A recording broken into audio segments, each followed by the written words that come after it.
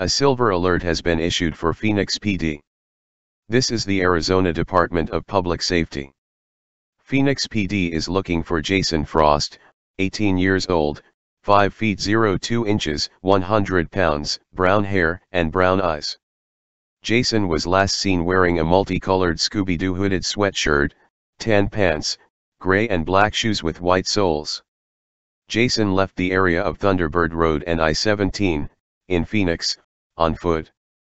Jason has autism and does not know his address or phone number. If you see Jason, please contact Phoenix PD. If you have contact with the Silver Alert, please call 911. Monitor TV and radio for updates.